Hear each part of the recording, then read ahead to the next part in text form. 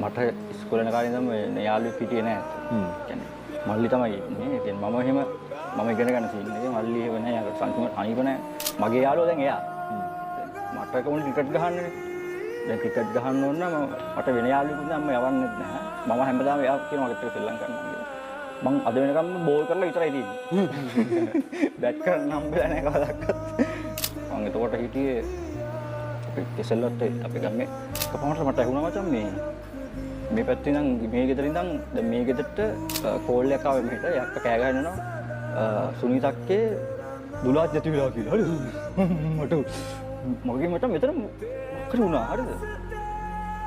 මොකද වුණා? ඊට පස්සේ මං හිතුවා නෑ මිනිහයි उन्होंने ही आगे नहीं